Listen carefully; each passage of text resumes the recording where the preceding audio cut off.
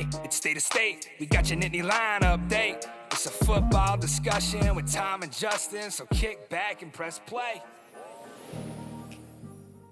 With former Penn State and NFL defensive back Justin King, I'm Tom Hannafin. This is State of State. This podcast is presented by BetOnline. BetOnline is the world's most trusted betting platform and your number one source for everything sports betting. Every stat, matchup breakdown, and even live odds and spreads to bet on during games. With the largest catalog of odds on everything from football, the MLB playoffs, the NHL, the NBA, to political props. When the game's over, head on over to our online casino and get in on a game of blackjack or poker or unwind with one of our over 150 slots games. Head to betonline.ag today to get in on the action with America's most trusted site for online wagering. State of State is presented by BetOnline. The game starts here. State of State is proud to partner with Illumination Brewing for another season of crafting State IPA, the perfect tailgate and game day beer for Penn State football fans. State IPA is available now at your local beer distributor, grocery store, plus select bars and restaurants. Visit illuminationbrewing.com/beer/state-IPA to learn more. Must be 21 years or older to purchase. Please drink responsibly. Also, State of State is a proud supporter of Blue White Outfitters. Blue White Outfitters was created as a retail shop meant to highlight the confidence, competitiveness, and fearlessness of the elite athletes found throughout the history of Penn State University. Check out their Lockdown U and Lawn Boys merchandise today, and keep an eye out for State of State apparel coming soon. All sales from Blue White Outfitters directly benefit Penn State student athletes. Visit www.bluewhiteoutfitters.com today. Penn State survives in Los Angeles in overtime by a score of 33-30. The number 4 Penn State Nittany Lions remain undefeated on the road. They topple USC in what was an extremely competitive game. The national coming out party for tight end Tyler Warren, Drew Allar, a lot of adversity, but was able to persevere. The run game taken away. We learned a lot about this Penn State football team, and it's a perfect time for the second bye week of the season. Like, comment, subscribe, rate us, turn on notifications. As always, get at us on social media at State of State Pod. Get in our comment section on YouTube. As always, we thank you so much for that. And if you haven't done so already, you can become a member of our YouTube channel and get ad-free shows for just 99 cents a month.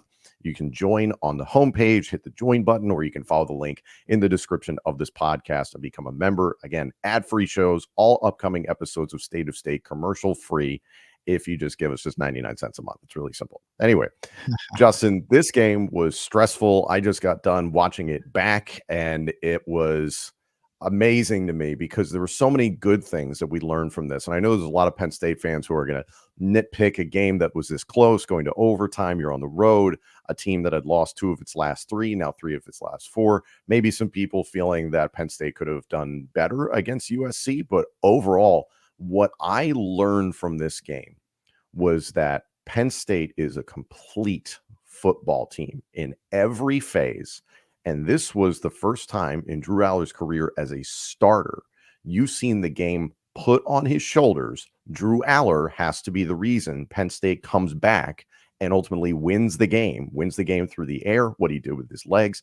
It was so impressive. And Drew Allar, for the first time in his career, answered the bell when in that moment of adversity. What did you see? I mean, I was very excited watching the game. Like you said, a complete game. And they answered the question from last week's episode. We were saying, like, okay, we're strangling teams and beating them up and getting ahead and kind of tightening the reins. This week, I wondered, like, if we played an explosive team, could we, fight our way back and finish it? Can we be explosive at explosive moments? And that's the thing that happens in football. It's like a lot of times we get, caught up in the numbers. We get caught up in different things, but it's about those critical points in the game, right? Critical third downs. Like when we need to make a play, is someone going to make a play when that happens? Yesterday was Tyler Warren and Drew Allar, but even Julian Fleming, right? He had a couple drops earlier, but then he made 2 huge 4th down catches. So like those critical moments and like not blinking when the height or when the pressure's at its highest, you know what I mean? That's what teams that are built for success are built around. And I think we were able to see that from different facets of the game, whether it's the defense staying within it to keep USC from blowing it out of the water in the second half, those first half adjustments. And I was very pleased. I mean, we talk about like a complete team or just a win where it was a physical win, but also, again, making those splash plays when you needed those splash plays was a very encouraging to watch. And going to the West Coast, we understand what the records have been, 1-9 for teams traveling across 2 different time zones. And at the beginning, it looked like, oh, we might be victims to this, right? The short runway to the ride to Harrisburg and all this good stuff. But they were able to come together as a great team effort to win, and winning it off with the kicker. I mean, he closing the deal or getting us into overtime and then winning it. That shows, like, again, the growth, everything that happened in those first 4 games, or maybe we're trying to ring the bell kind of early as a fan base, but understanding that these guys are going to continue to get better, and these type of wins bring that level of I won't say comfort, but confidence in everybody around you. So I think it was a great W for Penn State football. On the kicking front, hats off to Ryan Barker. Really, kicking's been a question this entire season. I feel bad. I believe Sanders Hadak did not make the trip to Los Angeles. I don't know what the reasoning was, if that was a healthy scratch or if there was an injury or it was just a decision, whatever. But credit to this coaching staff of committing to a problem and trying to find a solution, and Ryan Barker stepping up when under pressure, literally to win the game, but also to keep Penn State in the game as things progress there at LA Coliseum. I want to stick with the offense at first here with Penn State. The opening score, 14 plays, 75 yards. You and I had talked about, well, how does Penn State fix the slow starts? And while it was like, okay, you got on the board, you would love to have seen a touchdown, you got 3 points, and it was still a slow first half in terms of scoring. You were certainly moving the ball, but it was just, hey, credit to Danton Lynn and that defense of USC. They played their guts out this entire game. But you really saw Andy Kotelnicki empty the proverbial clip in that first drive, and that at one point, Gary Daniels on the CBS call was like, they're getting cute. They're trying everything. Wow, they're really opening up the entire playbook. And we hadn't seen that done in the first 2 to 3 drives of a Penn State football game this season. What did you think of that decision to really shake things up? I mean, I think he had to, right? I think it's all based on like how you're responding to the other team. When they come out, you have like a nice long drive, you're doing like the cutesy things, and you get 3 points, and then they come out in 2 plays and scores. It's like, okay, hold on. How are we going to approach this thing a little bit? So for him to even come out with like a different game plan than we typically have, and like you said, they were stopping the run. These guys, I mean, Katron 16 for 56, and Nick Singleton 10 for 26. You would think that would be the key to victory if I'm the USC defense. So like to come out and like, let's put this on Drew Allar and see if he can beat us, and he beat him with, like you said, like the base level, like trusting the fundamentals of what was happening, and still like some sprinkles. Like, I mean, obviously the play of the week is the Tyler Warren touchdown where he's the center. You know what I mean? Because like that's a typical play, a double pass, but the thing that makes it a little like the sprinkles is him playing center, line up deficiencies from the defense, and it's like, okay, and he makes a beautiful play at the end of the game. So I mean, again, we saw everything that he prepared or put out on film at the beginning of the season, and then you see this come up, and it's like, okay, what are exactly we're preparing for? It really makes you feel comfortable that, whatever you want to give us, we're going to take it. Tyler Warren came into the game with the most touchdowns scored by a Penn State tight end history with 17. And then it was just like, hold my beer. You thought that was cool. Watch this. 17 catches, 224 yards, 1 touchdown, 151 yards after the catch. And Tyler Warren then also had 1 carry for 4 yards, and he was 1 of 1 in the passing game as well. It was just really incredible to see what he was doing. So going forward, do you expect defenses to double him? Of course. But I mean, if you're running the football, it's kind of hard to double tight ends, like depending on where you're at. That's why those X factor positions are so important on defense and on offense, especially in the talent acquisition phase, because it's a hard cover. And again, kudos to him. Like, there's not many tight ends that can move around, split out, move inside. I mean, we see it in the NFL with Travis Kelce. But when you have those special type of guys, I mean, that's really so just a true weapon for an offensive coordinator and a quarterback. That was the beautiful thing about what Tyler Warren did, is that he wasn't getting doubled in this game. To my eyes, watching as the entire game went on, USC was committed to playing zone and doing as much as they could. Now, they did obviously cause 2 interceptions where Drew Allar was going through his progression. He got caught by some of that zone coverage. The last interception, I would chalk that up to, you have to throw the ball and take a risk there on the last play in regulation. So I'm not losing too much sleep over that third pick. It's those first 2 where it's like, man, Danton Lynn did some good things there.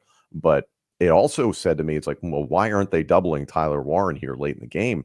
Is that appeared to be respect for the rest of Penn State's playmakers. Is that, well, if you start doubling Tyler Warren, Harrison Wallace, Trey Wallace wasn't exactly bad in this game by any means. Julian Fleming, some drops, but he made up for it late. Liam Clifford was efficient what he was asked to do. You can't just let Nick Singleton get loose as well in the passing game. He scores the receiving touchdown there down the stretch to help get Penn State back into the game, keep it close there at the end, tie things up. So it's this interesting look at this Penn State offense, in that I don't believe this is the best defense you're going to face all year. It's probably the second or third best defense you're probably going to face on your regular season schedule. But man, credit to Danton Lynn, what they were able to do. They really slowed up Penn State's strength, and that's a great sign from a defense. But again, you talked about it. Drew Allar, under duress, having to move around, like they were very creative in the way that they were blitzing. They were making things difficult on Penn State's offensive line. He was having to make some plays with his legs to extend drives, which, again, we've talked about is such a nice addition to his game this year. Credit to the entire staff for what they've put in, what he did during the offseason to change his body. But man, it just, that was a gut check game for Drew Allar. And we've looked at those performances in the last few seasons, and against the big boys, Ohio State, Michigan, especially on the road, he at times looked like deer in headlights. He did not look like that at all in this game. And we got the answer to, if you put the game on Drew Allar, can Penn State beat you? The answer is yes. He looked great. I mean, just throwing the football around, and he looked loose, like you said. He didn't look like the moment was too big for him. I mean, there was one play where I think they had a free runner and a blitz, and the way he just stepped up in the pocket and kind of threw it over. I want to say it was a Julian Fleming, like a little dig or curl route. I mean, that's a big time quarterback play, whether it be 12 yards, but just to evade the blitz, get away from the pressure, and then still stick it to the receiver the way that you need to for a critical first down or a critical movement of the sticks. I mean, those are the things that you want to see. And yeah, but he was the number 1 quarterback coming out, right? We talked about this last year, where it's like, yo, there's time when you talk about snap counts and quarterbacks coming into their own. I know it was, a little stressful had a little OC deficiency thing going on there, but like, as is coming along, it's like, okay, this is the guy he is who we thought he was, right? Like, so hopefully he continues to move in that direction. And obviously having a tight end like Tyler Warren, where you have like a number of safety blanket, the way that they're running the football, the way that even the passes that they are throwing, I don't think they're asking him to make crazy risky throws. It's like simple reads, but again, it's really like Coach K did a great job explaining his offense from the basic fundamentals of, pass game with some sprinkles like a blizzard, right? And like, I think that's exactly what you're seeing, with this pizzazz comes out a little bit more when you have a big time talent like Drew Allar. The 2 picks, I'm excluding the one at the end of the game. Just again, that was throwing the ball up, kind of a prayer. The 2 picks that he threw, what did you see that he needs to learn from those mistakes? I mean, those are.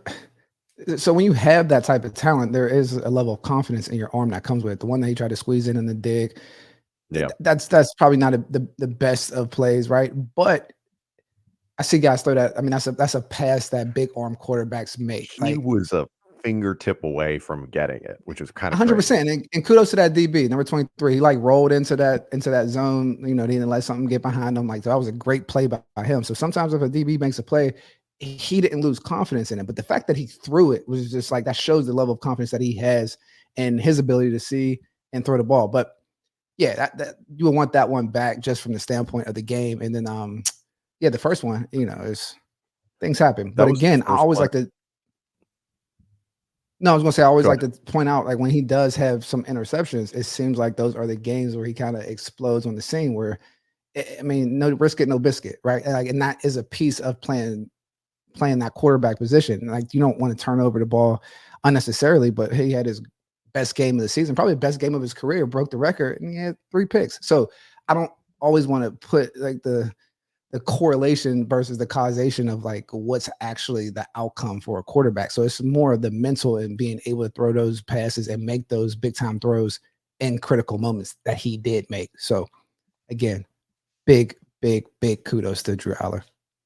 And the second interception, the one that he was going for Khalil Dinkins, threw it into traffic. Not necessarily. He thought if he kind of led Dinkins a little bit inside, he could kind of get away from that coverage. And then that was just so many bodies interacting with the football. Something bad ultimately happened, but don't put the ball in a place where something bad can happen. So it's learning those little things.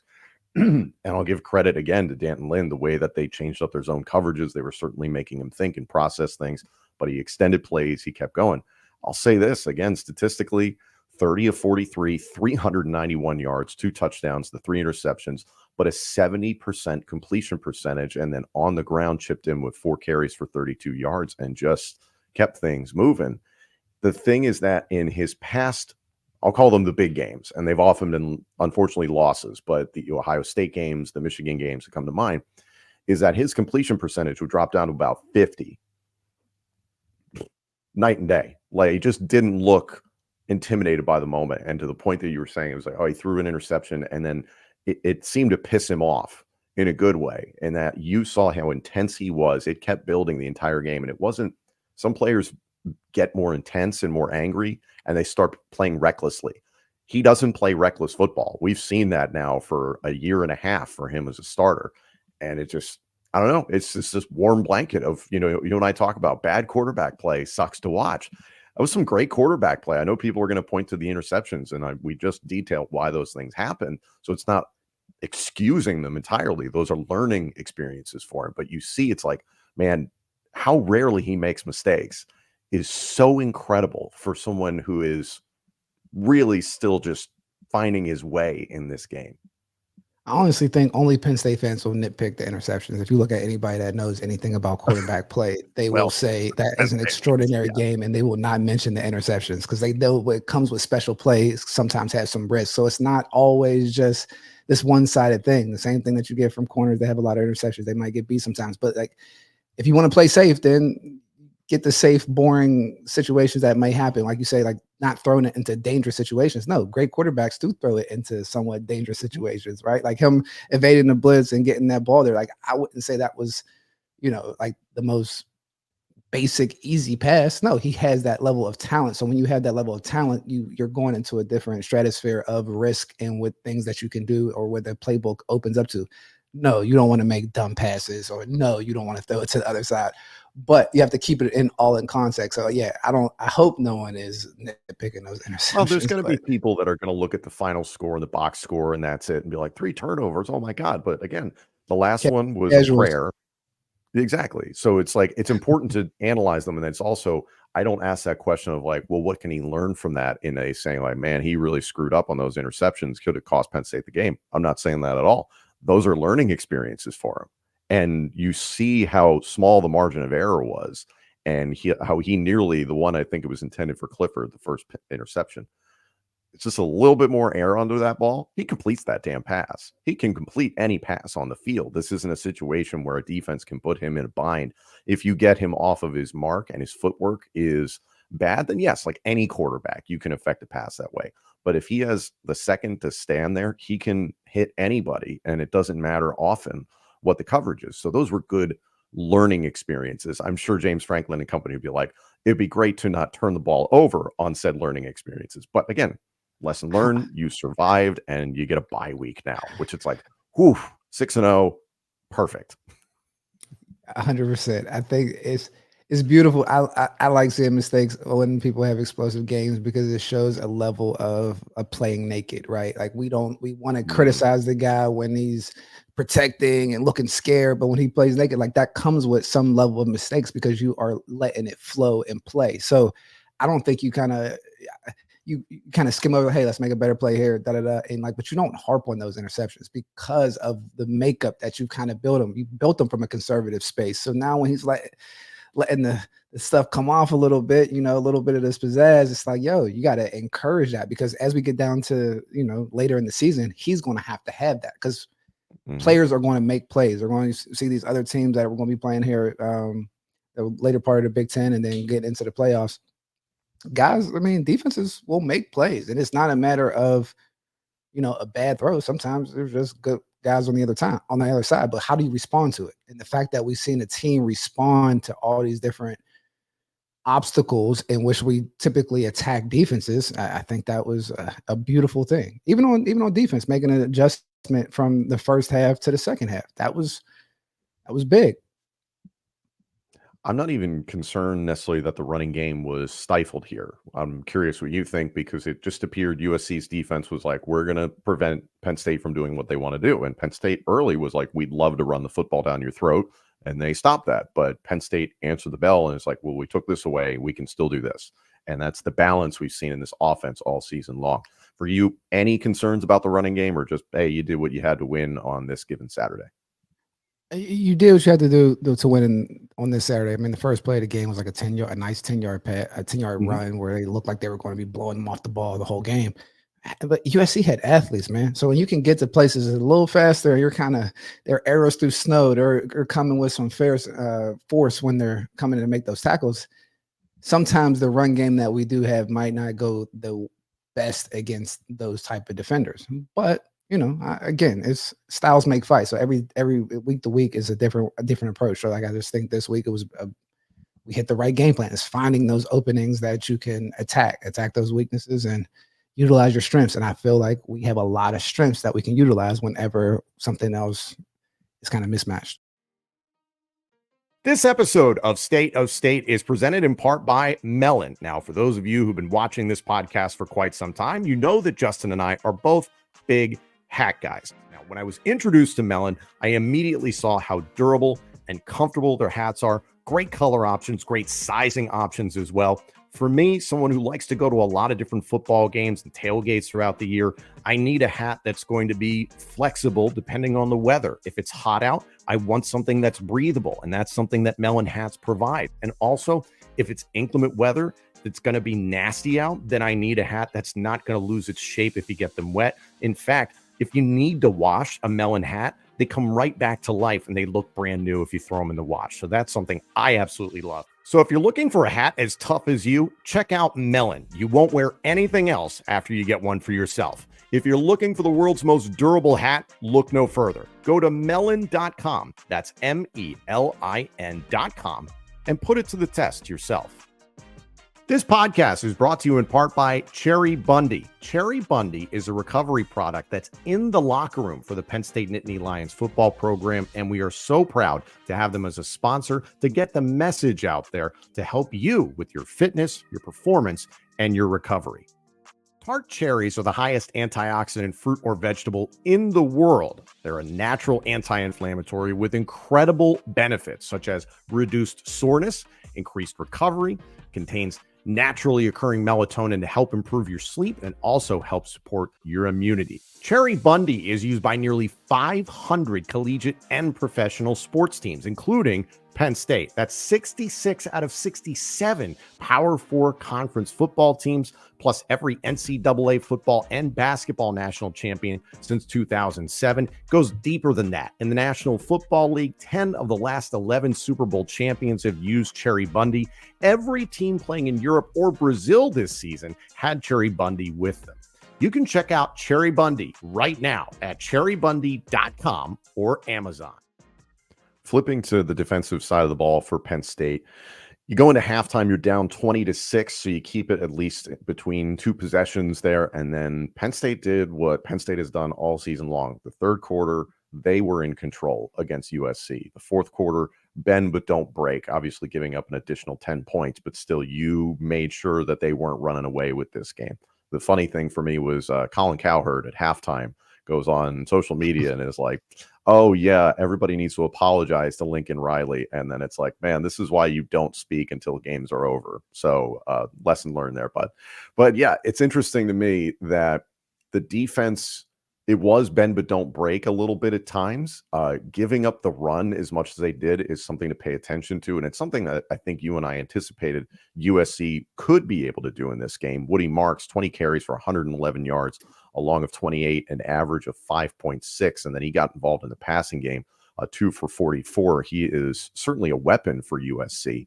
The interesting thing, again, is just like you and I talked about this in the preview episode, if Lincoln Riley and company would commit to being like, we're going to be a running first football team, they would have a lot more success. But they continue to put the game on Miller Moss, and Penn State's pass rush eventually found the answers to the screen game and the ways that USC was pulling guards and pulling tackles and doing counter run plays to make sure that the pass rush was negated in the first half. Miller Moss finishes 20 of 34, 220 yards passing, 2 touchdowns, a pick, 59% completion percentage. I don't know necessarily what it is to take away from this game. Yes, Penn State needs to do a better job against the running game. Does that element worry you for later down the season, i.e. Ohio State's two-headed monster in Judkins and Henderson? Definitely, I would say definitely concerned in the sense of, when you talk about one-touch guys, right? Dynamic one-touch guys. They equal the playing field. They're equalizers at the end of the day. I mean, like you said, we go on a 14-play drive and they bust one open, 70 yards, bum. It just puts the defense in a different position. So, I mean, as long as you keep those guys bottled up, play gap, sound defense, gap discipline, and all those good things, I think you can continue to keep the personality and that Penn State has had stopping the run. But when you have one-touch guys, sometimes the rules don't really matter.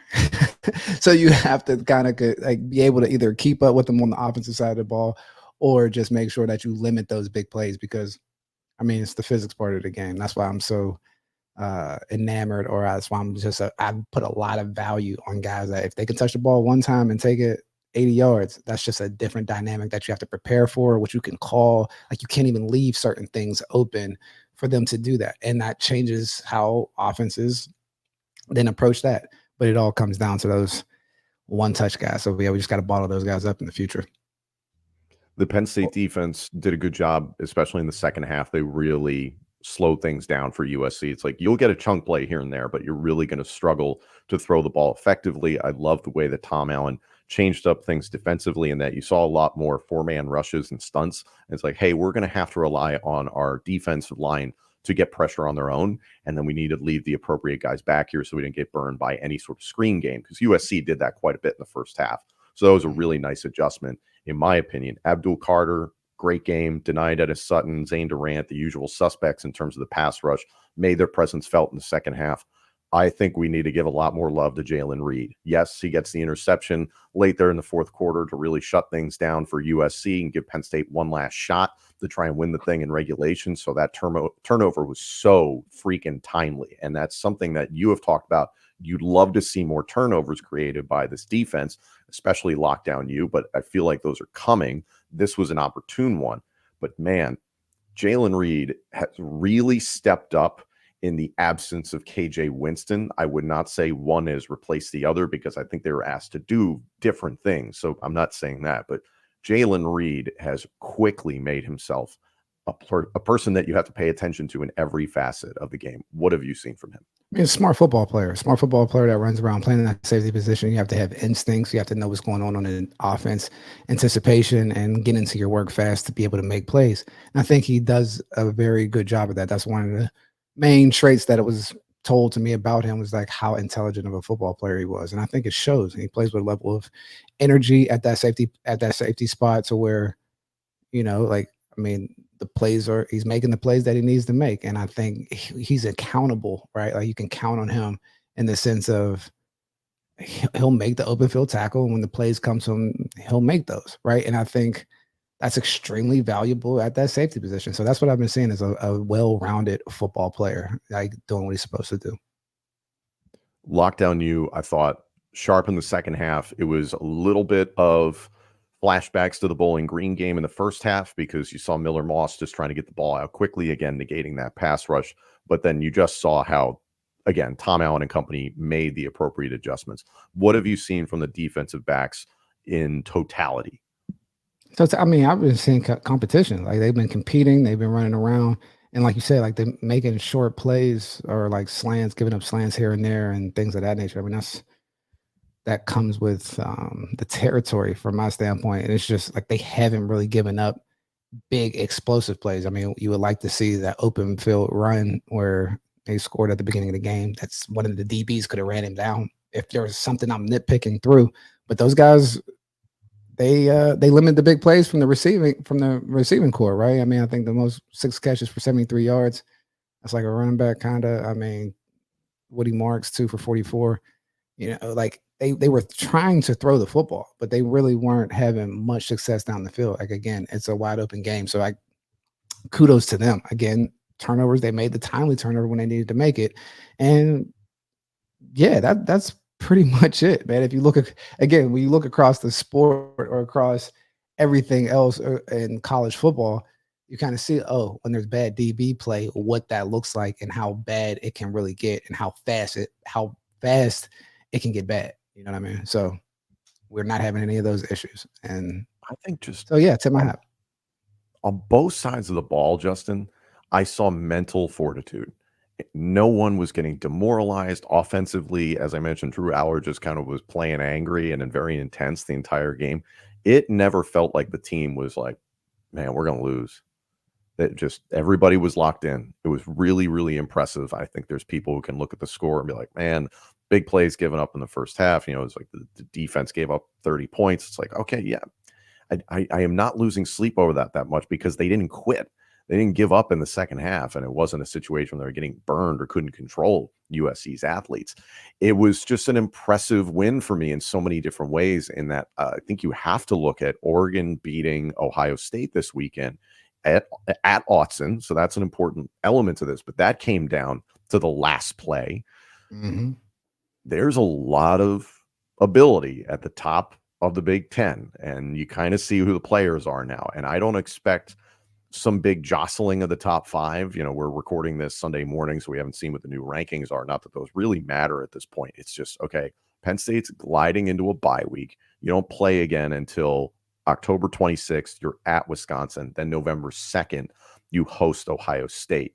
So taking a look at the way that Penn State won this game, it comes back to the comments that we've heard about strangling your opponent defensively in the second half and smothering them offensively so they can't continue to pile up points. Check. Offensively, could Penn State win if the game was put on Drew Allar and the run game was negated?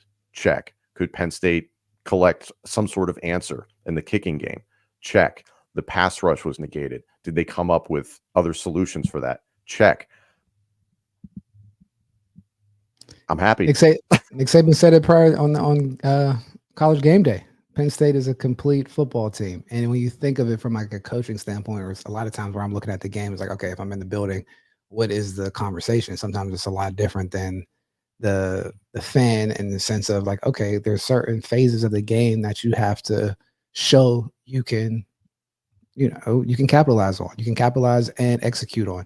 And I feel like every phase of that piece of the fundamentals of a great football team, we have done that, whether it's third down conversions, whether it's getting points in the red zone. I probably want more touchdowns, but being able to make the big plays or limit the big plays on defense for the totality of the season. So when you look at, I think, how we won all the games and you kind of have a theme for each game of like, oh, what happened here? What happened here? It starts to paint a real scary picture for an opponent because it's like you're coming in like, what are we preparing for? How do we attack them? I mean, it's not a one-dimensional team, like kind of how we sometimes have been in the past. And, you know, it's a beautiful thing to see. I still have concerns about the Ohio State game because the team that just lost to Oregon, that Ohio State team is very, very good. Oh, yeah. I haven't gotten a chance to watch that entire game, and I will between now and our show this coming Wednesday, because that's, I think, now the conversation is that is a gargantuan football game as this season develops. And I think we all kind of knew it might head that way, but you just never know how the dominoes are going to fall. And even with them having a loss now on their record against Oregon, Oregon's a damn good football team as well. It now feels like I feel a little bit better about that Ohio State game, but in no way am I like, that's a slam dunk win for Penn State. Like that is 50-50 in my brain for both teams. I don't know how you feel about it at this point. That's a $20 million roster. That's a good football team. And like you said, when I'd rather play a team that's high and mighty on their horse than a team that might feel desperate. So now you got a lot of guys that are going to feel the heat in Columbus. So they're not. I don't think they're going to take a backseat. They're not going to have guys opt out and shit like chill. They're going to be coming for vengeance and try to make that statement that we're still big time guys of the Big Ten. So with that being said, we have to be ready to strap up and beat them when that time comes. Was that November 2nd? That's November 2nd. And again, like, you're going to Madison, which is always a tough place to play. I don't think this Wisconsin team is nearly as tough as they've been in years past, but they still have ability. It's still an air raid offense that you're going to have to deal with, and they have been trending in a better direction. Their win-loss record doesn't necessarily reflect that, but still, USC was a desperate team because they needed to win this game to maintain their season, to maybe have some sort of hope of the playoff. And now they've lost 3 of their last 4. You are going to get everybody's best shot every single time you go out there.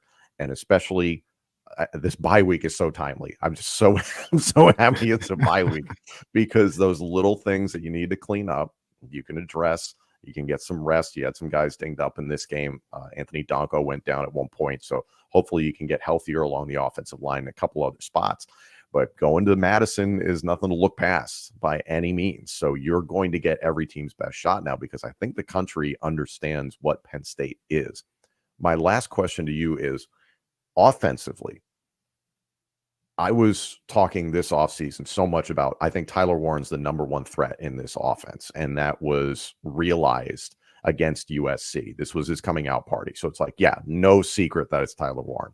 And I've compared him to Brock Bowers, and that they could be different athletes, different packages as tight ends, but in terms of the way they're utilized within their offense. Does Penn State now have its Carson Beck, Brock Bowers, Ladd McConkey with Drew Allar, Tyler Warren, and Trey Wallace? Possibly, right? You like to see, I guess, a little bit more production from Trey Wallace, but we've seen what he's able to do at the beginning of the season, and what he's capable of doing in critical situations like he did yesterday. So possibly, but then you got to add the 2-headed monster in the backfield, because they're still a threat regardless of what happens. That's the nice thing is that there's just more. There's more things just a little bit more. I'd argue maybe instead of Trey, it's Singleton, because Singleton was the guy they were trying to get going the entire game, and credit to USC, they took him away. For sure. Very interesting. A lot of positives to take away. A lot of gray hairs that we all developed because of this game, but Penn State picks up a gutsy win on the road at USC. Like, comment, subscribe, rate us, turn on notifications, get at us on social media at State of State Pod, get in our comments section as always. And if you haven't done so already, you can become a member of our YouTube channel for just 99 cents a month. You get all upcoming episodes of State of State ad-free. You can enjoy the entire playlist of members-only episodes that we've banked since the summer. Again, you can hit the join button on our homepage, or you can follow the link in the description of this podcast to become a member of our YouTube channel. Ad-free shows for just 99 cents a month. Penn State goes on the road and remains undefeated, beating USC in overtime by a score of 33-30. Now a bye week and then a trip to Madison, Wisconsin. Thank you all so much for joining us. We're going to continue to evaluate where Penn State is in the grand scheme of college football in our episode this Wednesday here on State of State. Thank you all so much for joining us. This episode and our entire library of shows is available now on YouTube, Apple Podcasts, Spotify, Google Podcasts, and wherever else you get your podcasts. Also, let us know what you think of the show on social media, and check out all of our content on X, Instagram, and TikTok. Search for the handle at State of State Pod. State of State is presented by Bet Online and by Blue White Outfitters.